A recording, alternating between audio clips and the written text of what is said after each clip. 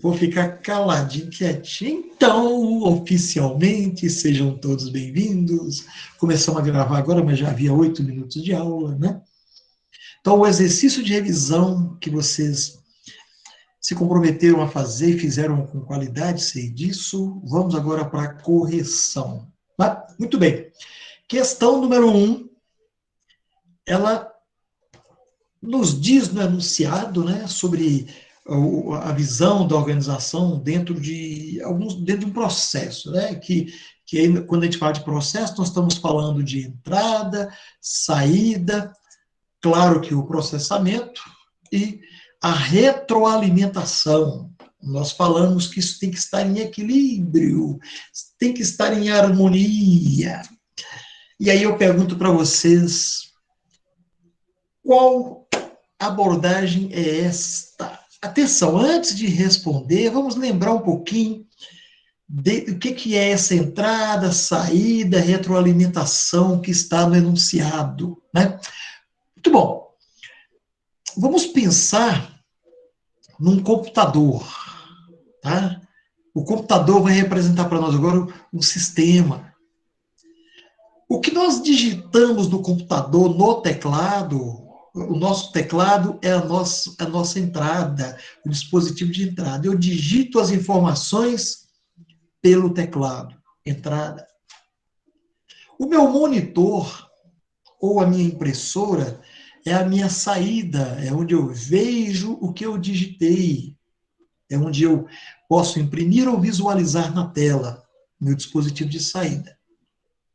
Dentro desse computador, tem um processador, tem o programa, os aplicativos que processam as informações. Então, quando eu digito administração, quando eu aperto as teclas, ele entende que eu estou digitando administração, porque está programado lá dentro que cada tecla corresponde a um caractere.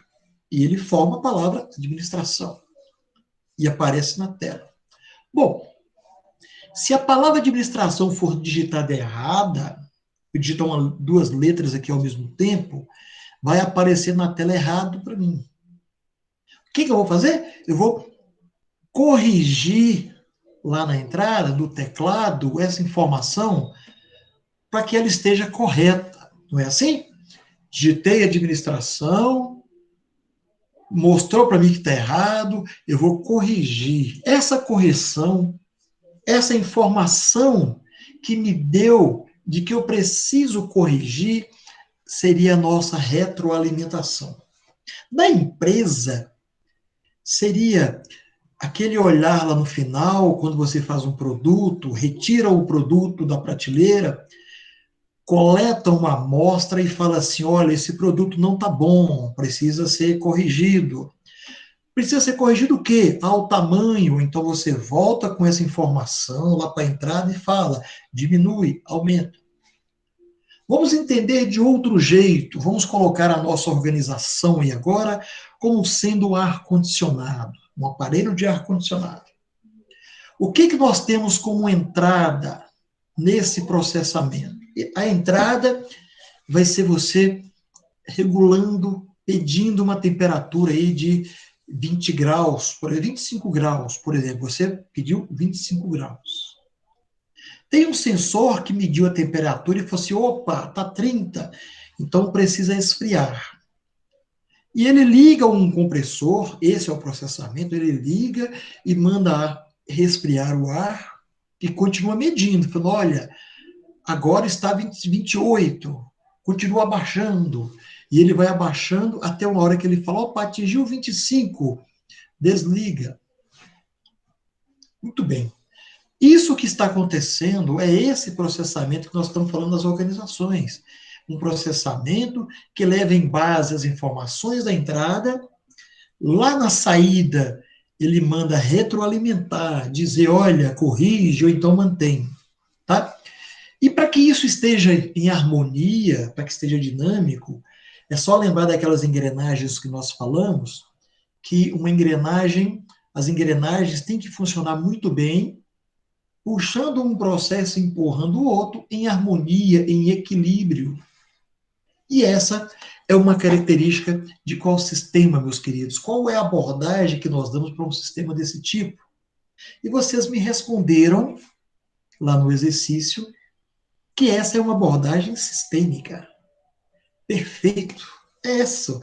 Quem marcou, então, no nosso exercício, essa opção aí, abordagem sistêmica, está mais do que correto. Nós estamos falando que é a organização vista como esse processo harmonioso de entrada, saída, bem equilibrado, nós estamos falando que esse processo está sendo analisado e trabalhado dentro da perspectiva sistêmica, dentro de uma abordagem sistêmica. Então, o que é que nós faríamos aqui? Nós veremos na nossa resposta e vamos marcar a nossa alternativa B, tá? Que diz para nós que essa abordagem de entradas, saídas, processamentos em equilíbrio é a abordagem sistêmica. Entrada, saída, quer dizer, e processamento quer dizer tudo que é transformado lá na empresa, os processos da empresa, tá bom? Característica da visão sistêmica. Então, essa é uma abordagem sistêmica. Todo mundo acertou essa questão? Tem certeza que sim? Porque vocês já estão dominando o conteúdo. Essa é a galera que manda muito bem. Podemos partir para a segunda questão? Quem acertou, parabéns. Quem errou, parabéns também. A gente erra e conserta o nosso erro nesse processo de melhoria contínua dentro dessa abordagem sistêmica. Nós dizemos que o nosso erro também gera aprendizagem, porque se eu errei, agora eu aprendi com a nossa correção e com a análise. Amém? Muito bem, vamos então fazer uma análise da questão 2. A questão 2 é uma questão cabulosa, hein? Ela dá para nós uma característica aí, algumas características, né? Algumas descrições do tipo de teoria. Nós vimos isso numa das nossas aulas, quando nós falamos das teorias da administração. Né? Nós falamos da clássica, da comportamental, falamos da teoria de sistema, falamos de burocracia, falamos enfim, nós abordamos vários desses recursos, né? E agora nós fazemos uma análise dentro de cada uma dessas teorias com as suas características, com a sua descrição. Então, no enunciado, a gente começa dizendo que a teoria geral da administração, é o livro do Cavenato, a teoria geral da administração, que é um conjunto de teorias da administração, né? São estudadas no sentido de compreender, de acordo com cada momento, que escola que se aplicava, que era desenvolvida. A escola das relações humanas, com Elton Maio, focado no indivíduo, né? A escola da administração científica, enfim.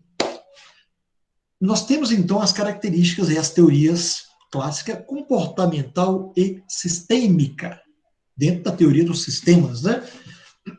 Como descrições, nós vamos fazer a análise, tá? Da primeira descrição, olha, é a corrente baseada na psicologia organizacional. Gente, que legal. Quando eu falo em psicologia, eu já começo a pensar no ser humano, no comportamento. De cara, nós podemos fazer uma análise que a teoria que fala e que trata de comportamento, de psicologia e teoria das relações humanas, que é aquela lá do Elton Maio, é uma teoria comportamental. Gente, que maravilha! Já começamos a acertar de acordo com uma leitura rápida, uma leitura básica, né? Então, a corrente que se baseia na psicologia nas organizações e que se ajusta, né, aos conceitos da teoria das relações humanas é a teoria comportamental. Uma teoria estudada, dentre outras teorias da administração. Ok? Muito bem, então nós temos que a primeira opção marcada aí, tá? Como se nós colocássemos um 2 aqui dentro, olha, nós estamos dizendo que aqui existe um número 2, né? Então, de cara, nós podemos dizer que a letra B e C não é, né? Eu terei, então, como alternativas corretas as que começam com a teoria comportamental, começam com 2. Ou seria a letra A, ou seria a letra D, ou seria a letra E. Esta é uma estratégia para fazer análise. Muito bem. Então vamos ler a segunda para facilitar a nossa vida, né? Qual é a teoria, né? Qual é o pensamento, a corrente que entende que as organizações precisam estar o tempo todo em equilíbrio, em harmonia, né? Que precisam estar nessa dinâmica aí, quando diz intercâmbio, é troca de informações com o ambiente, que precisa interagir uma com a outra, com o meio ambiente, e que precisa estar em interação. Interação é comunicação, é relação, é dinâmica e é equilíbrio, né? A harmonia. Bom, nós, logo de cara, quando fala aí dessa interação nas organizações, constante interação, olha, o tempo todo acompanhando o processo, puxando quem está atrás de mim, empurrando quem está na frente, com harmonia, nós estamos falando de sistema, né, do processo, que se nós voltarmos à questão anterior, nós vamos lembrar dessa harmonia entre entrada, saída, ou seja, de um processo que interage constantemente com troca de informações e o meio ambiente, se adequa, se ajusta. Então, nós podemos falar que a teoria que se adequa a isso seria a teoria de sistemas, tá? Ou a visão sistêmica. Opa, nós já temos aí uma resposta, né? Nós já podemos dizer aí que, olha, se eu começo com 2 e 3, então para mim só tem uma alternativa aí agora, vai ter que ser a letra A. Então vamos fazer a nossa análise lendo a descrição de mais uma teoria. Muito bem. Então essa teoria é uma corrente que trata da administração como ciência na formatação e na estruturação. Quando se fala de estruturação, departamento, esse tipo de organização, nós estamos falando de um pensamento clássico. Vamos estruturar a administração agora, né? Criando departamento, criando setores e criando funções. Essa é uma visão clássica da administração. Então, a nossa corrente para a terceira é teoria clássica da administração. Nesta análise, nós marcamos aí, a Adriana já falou para a gente, já se adiantou e marcou muito bem, que a nossa alternativa, então, correta para essa questão vai ser a alternativa A. Alternativa A. Não de A, mas de A. Tá? Assim, nós conseguimos conceituar, de acordo com a descrição, 3 teorias da administração. A teoria clássica, que fala da estruturação, da organização. A teoria comportamental, que se relaciona com o ser humano, com o trabalhador, com a psicologia, com o comportamento. E a teoria do sistema, que fala de processos, da interação entre os processos em equilíbrio, interação e harmonia. Ok? Tranquilos? Quem acertou, de novo, meus parabéns. Quem errou, também parabéns. Agora você vai acertar. Agora você está com a resposta pronta para dar mais um passo à frente. E aí nós vamos para a questão 3. A questão 3. A questão 3, vocês já vi que vocês vão mandar muito bem nela aí, porque nós estamos falando de Howard Gardner, aquele camarada que falou para nós das 7 inteligências múltiplas. Né? E quando ele falou das inteligências múltiplas e as classificou como 7, ele deu característica para cada uma, e agora nós temos algumas aí apresentadas para a gente fazer uma análise do que é errado. E para analisar o que é errado, nós vamos na lógica também do que está certo, né? Então vamos relembrar um pouquinho o que é que Gardner fala. Ele fala para nós de 7 inteligências múltiplas que toda pessoa precisa desenvolver. Alguns vão mandar muito melhor em uma e outra, mas é bom que você, gestor, domine tantas, né? Ele diz para nós, classifica, e nós vamos agora fazer essa leitura para ver se existe alguma de fato incorreta, como o enunciado pede. Atenção, sempre, tá? Grifem. Esse apareceu para vocês, olha, vai lá, risca, coloca colorido, pendura, tá? Qualquer coisa, porque você tem que marcar a incorreta, a errada, tá? Circula, vai do lado, escreve assim, olha, eu preciso marcar a questão errada, a incorreta, né? Muito bem, então vamos ver, Adriana. A Adriana já está deduzindo aqui que é a D. Vamos fazer uma análise para ver. Bom, o que é para nós, então, a inteligência linguística? Bom, nós vimos que a inteligência linguística é aquela que está associada à comunicação, à troca, não só a troca da informação, mas a compreensão, a capacidade de falar ou a mesma língua com, com clareza e objetividade, mas também de dominar outras línguas, outros idiomas. Então, quando a alternativa A nos diz que a linguística está associada à habilidade de comunicação, ela é uma alternativa correta. Não serve para mim porque nós queremos a incorreta. Bom, eliminamos uma, né, Adriana? Nós vamos para a B agora. A B fala para nós que, o Gardner fala para nós que a inteligência espacial é aquela que está relacionada à nossa capacidade de medir os espaços e as distâncias. Um exemplo que nós vimos na aula foi a nossa capacidade de estar dirigindo e perceber a distância do carro da frente, do de trás, da pista, dos lados. E aí, a alternativa B, ela mostra para nós uma coisa diferente. Ela fala que a espacial seria a habilidade de reconhecer e perceber relações pessoais. Não. Relações pessoais está relacionada com outro tipo de habilidade. Nós estamos falando desse caso da relações pessoais, nós estamos falando da interpessoal. Então, a alternativa B não é verdade. A alternativa B aí, ela está incorreta. Só que eu não sei se é só ela. Então, nós vamos analisar, eu vou marcar a alternativa B como incorreta, e nós vamos analisar as outras. Vamos ver? Alternativa C, físico-sinestésico. Nós estamos falando aí de coordenação motora, né? Sinestesia está relacionada a movimento. Então, o físico-sinestésico, ele coloca para o enunciado que é uma habilidade relacionada a posições e movimentos. Nada, posições e movimentos é espacial. Não é isso? Ou eu estou errado? Estou errado! Vocês não caíram nessa não, né, gente?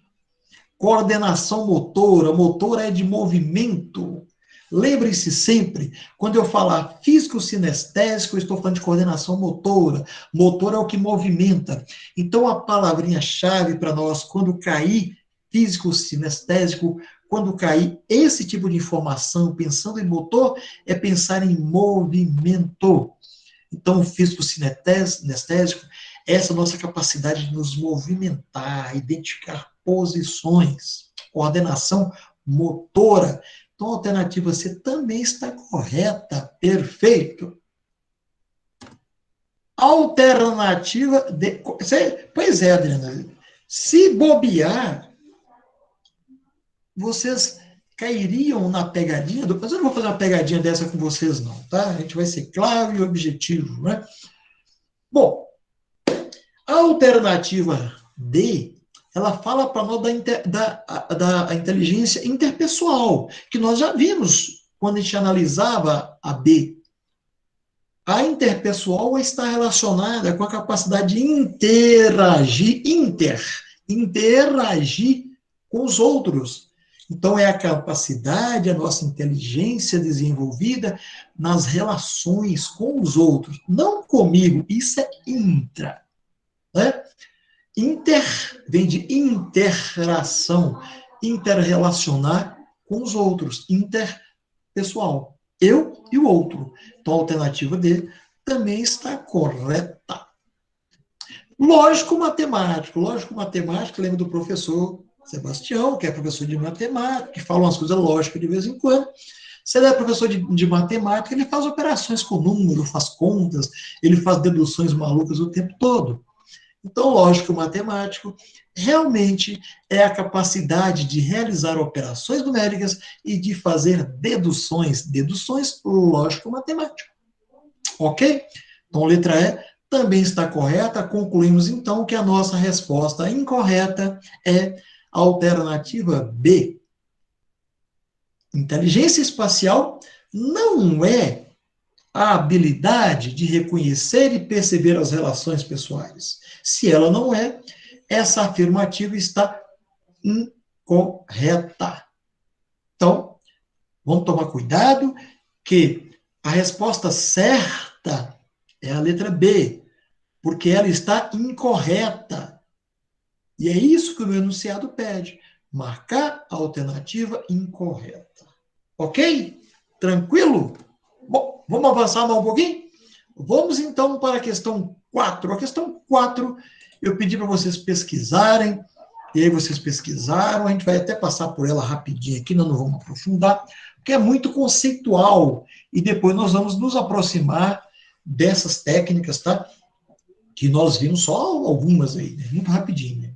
Bom, então o CIPOC, que vocês colocaram na pesquisa, eu vi lá, ela é utilizada para identificar elementos que pertencem a um projeto. Existe um projeto de melhoria, um projeto de melhoria contínua, por exemplo, e os elementos dentro daquele projeto, eles são identificados, eles são, inclusive, construídos, né, elaborados e pensados com a utilização também dessa ferramenta, ela é bem específica para isso, chamada CIPOC, tá? Assim como nós temos outras, né, que a gente estava discutindo agora antes da aula, com características específicas, mas aqui eu passei só algumas para vocês. Bom, o blueprinting, olha que interessante, ele é um fluxograma, né? Agora, ele faz uma interação de operações dentro de um outro determinado serviço, tá? É uma ferramenta bem específica, pouco utilizada por nós, mas que vocês podem ter contato e que nós vamos ter a oportunidade de expandir um pouquinho isso um pouco mais à frente.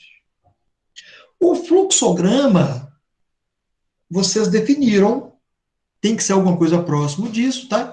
Que é uma técnica, tá? Uma forma de um recurso, né? Técnica é uma palavra científica para isso, para registrar o fluxo, o movimento, as ações, né, num determinado processo. Então, um conceito seria registro de ações de algum tipo, de alguma natureza, né, dentro de um fluxo real.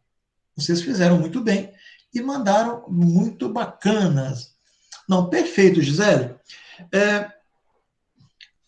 Pode ser mais detalhado? Claro, claro. Mas na prova, por exemplo, um conceito desse tipo, mais resumido, também serve, tá?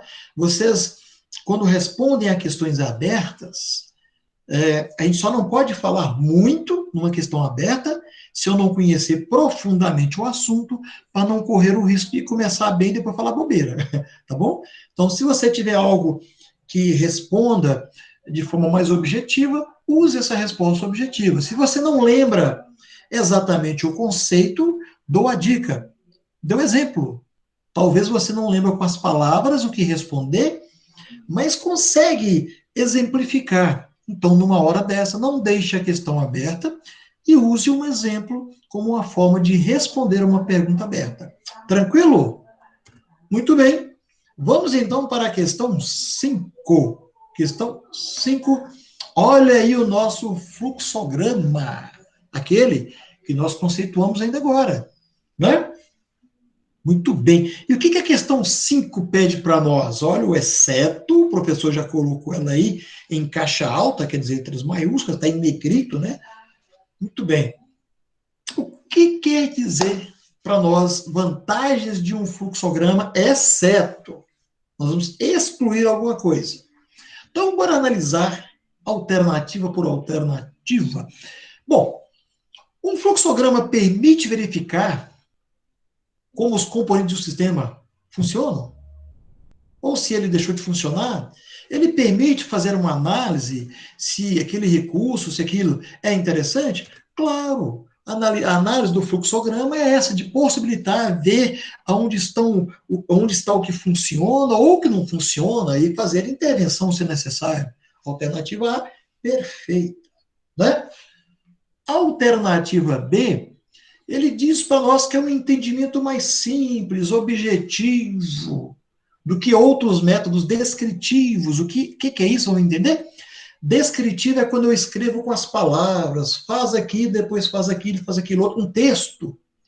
Então, claro que um fluxograma, ele pode conter as mesmas informações do que um POP, que é um procedimento operacional padrão, mas ele vai ser muito mais fácil de entender, porque ele vem em blocos, em símbolos e em diagrama. Mais fácil de compreender. Alternativa B, perfeita, correta, concreta.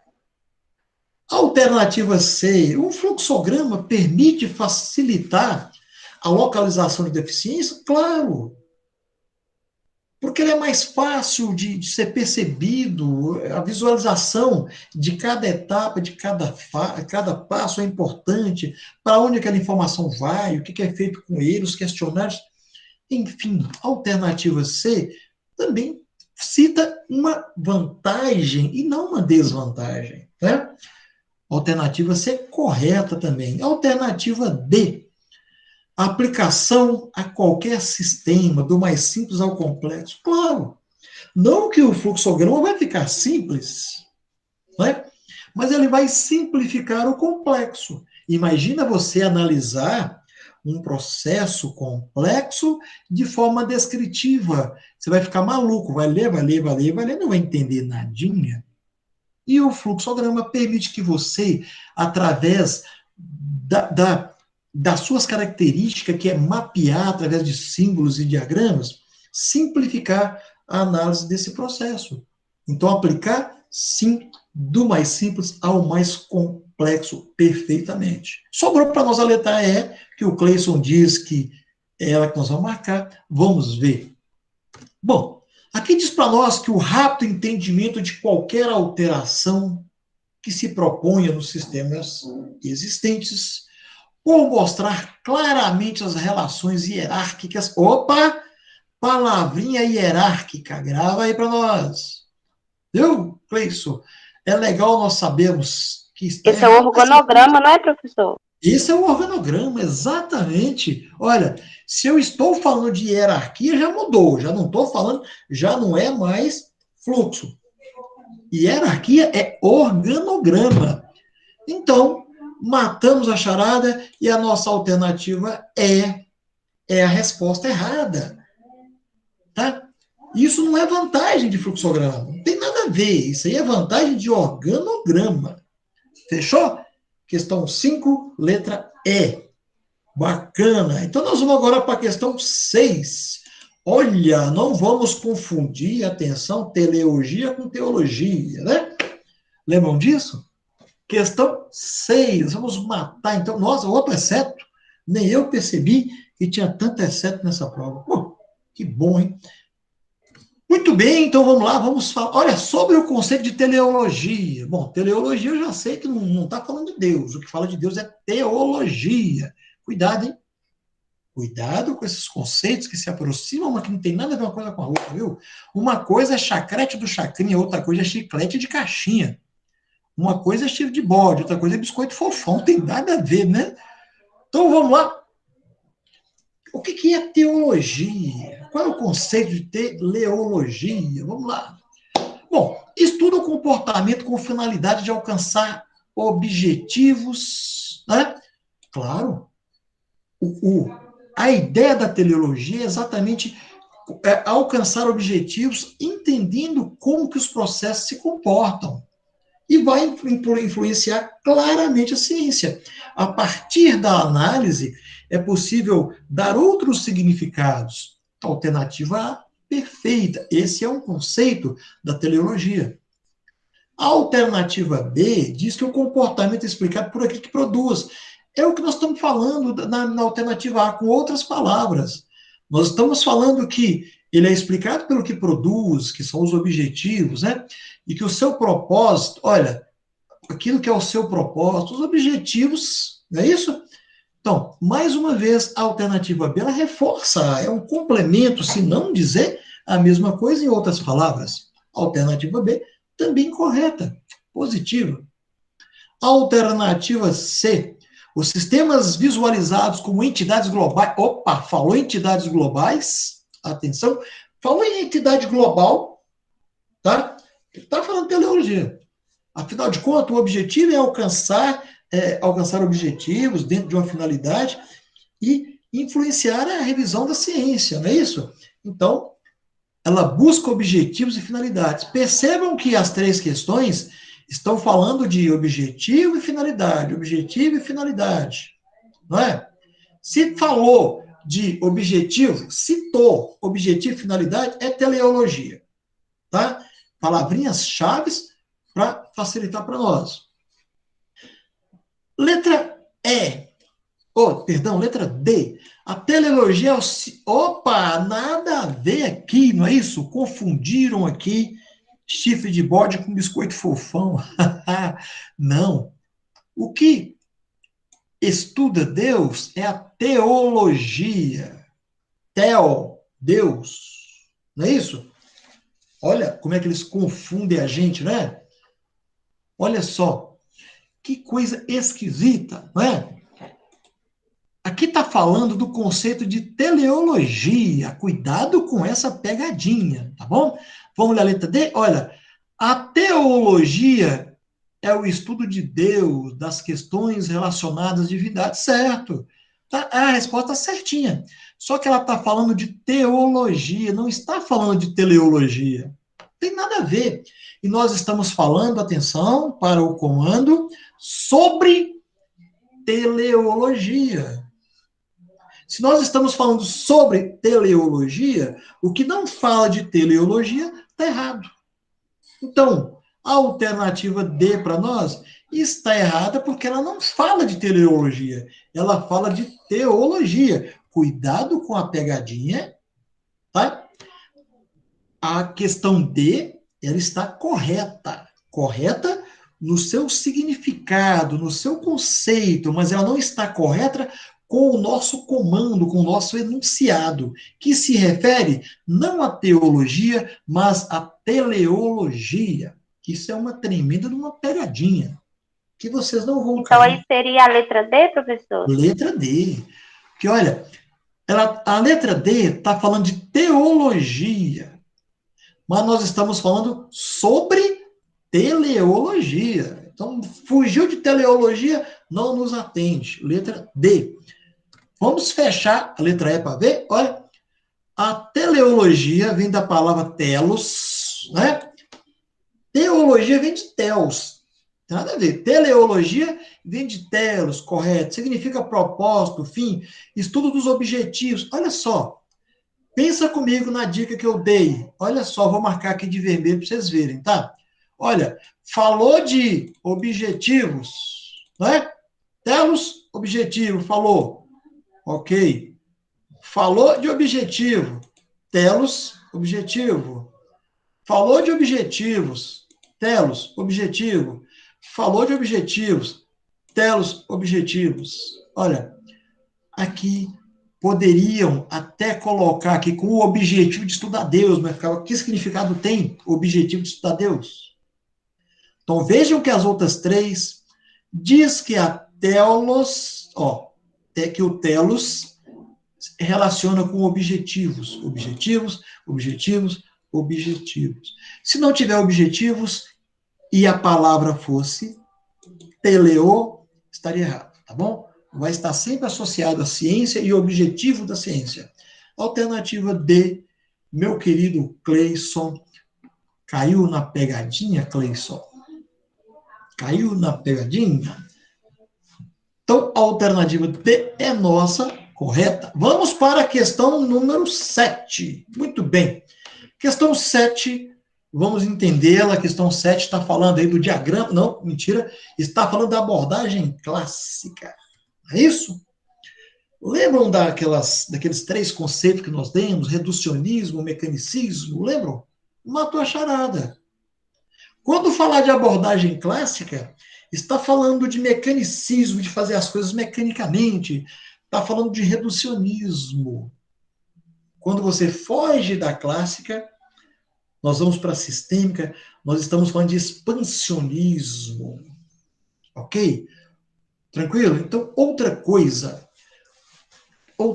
que nós temos que focar nessa questão aí também. Olha, a abordagem clássica tem 3 princípios intelectuais dominantes. Tem outros, mas os dominantes são 3, né? Quais são os 3 princípios da abordagem clássica? Uma nós já sabemos que é reducionismo. Olha só, tem reducionismo aqui e aqui. Muito bem. Outra característica que nós temos da abordagem clássica, vocês vão o tempo todo, a abordagem clássica, ela fala de mecanicismo. Não preocupa com o processo, preocupa em fazer, a tarefa. Lembra? Lembra que nós falamos isso? A abordagem clássica fala sobre mecanicismo, foco na tarefa. Então, logo de cara, economizando nosso tempo precioso, nós vamos marcar a letra B, porque ele diz que a abordagem clássica, ela fala do reducionismo, do pensamento analítico e do mecanicismo alternativa B. Bacana! Pode acontecer mesmo, mas localiza essa questão para nós sobre as abordagens, porque o meu exercício, às vezes, foi um pouco diferente dos seus. Tá joia? Muito bem. Questão, eu vou avançar um pouquinho, porque já está dando nossa hora, né? Questão número 8. 8 meu, eu não sei qual que é as suas aí, tá? Porque eu tenho um exercício aqui de 50 questões que eu vou passando para vocês aos poucos, né? Então, diagrama de Ishikawa. Diagrama de Ishikawa, que nós estamos falando agora, olha. Marque a alternativa correta. Então, professor, você quer o que é certo? Eu quero o que é certo. Então, é certo alguma dessas afirmativas aqui embaixo. Teremos, então, que analisar as alternativas. Primeiro, né? Olha, o diagrama de Ishikawa, vou colocar ele aqui, porque nós vamos analisar lá embaixo olhando para ele. O diagrama de Ishikawa permite ampliar a visão das possíveis causas, enriquecendo a análise? Sim, permite. O diagrama de Ishikawa é um diagrama para analisar causa e efeito também, não é isso? Não é isso que nós fazemos? Muito bem. Vamos para a alternativa 2. O diagrama de Ishikawa é também chamado ou denominado de diagrama de causa e efeito, ou, até aqui tudo bem, né? Ele também é chamado de diagrama de causa e efeito, ou diagrama de peixe perfeito. Até aí bacana.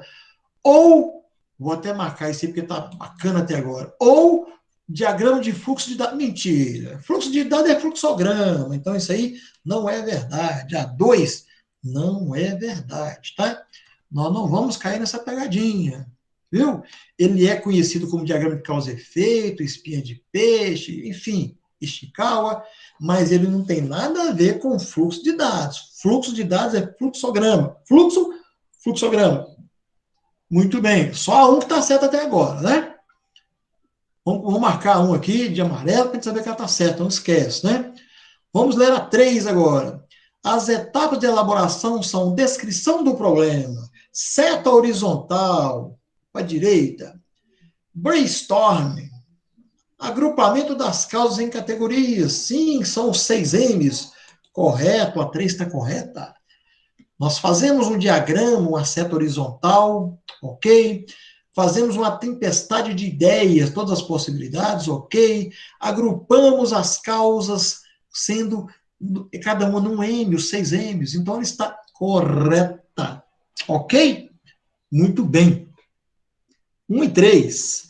Nós já podemos marcar aqui que seria a letra C, 1 e 3, porque é a única opção que aparece a 1 e a 3. Mas, vamos continuar. É uma forma muito utilizada para agrupamento de causas em categorias, é o 6M, ok, máquina, ok, essa questão também está correta, não está? Uma forma muito utilizada de agrupamentos das causas em categorias é o 6M, ok, realmente é o 6M. Máquina, mão de obra, tá certo aí, gente? Esses 6M estão corretos aí? Tem um M errado, tem um M errado.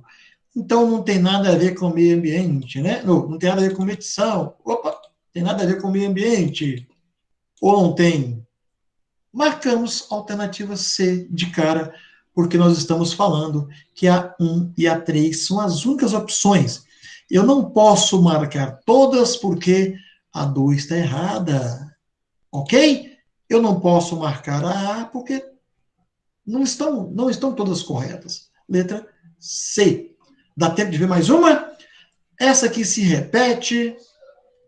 Bom, nós terminamos a correção na nossa próxima aula, que vai dar tempo, né? Na segunda-feira, nós corrigimos e na quarta-feira vocês fazem prova. Faltou alguma só, a gente fecha essas outras aí, viu? E vão trabalhando nas questões. E aí, gente, o que vocês acharam? Foi bacana? Foi legal? A lista de presença, hein? Não se esqueçam da lista de presença. Tem que entrar lá, pegar a lista de presença, assinar, porque senão não vão ganhar presença, vão ganhar falta, tá? O link da lista de presença, posso colocar aqui para vocês também, copiar no link, vou abrir a aula aqui, está aí no chat também, mas não é pegadinha, não. Muito bem. Link está lá no IC Virtual, a lista de presença de hoje, tá? Eu coloquei algumas pegadinhas, Gisele, mas eu vim brincando com vocês de como não cair na pegadinha, tá joia? Eu espero que vocês gostem muito, tá? Que aprendam muito pela análise, pela discussão, pela crítica, tá? Uma vez que a gente pode decorar resposta, mas decorando a resposta a gente às vezes não entende nada. Terminou a prova, você já esqueceu. E brincando aqui, a gente vai construindo os conceitos de forma que a gente é inteligente. A gente grava na memória permanente para não esquecer. Com bom humor, com muita alegria, com responsabilidade, seriedade e com competência que vocês têm demonstrado a cada aula. Valeu? Bom, é triste e é dolorida a dor do parto, mas eu tenho que partir, né?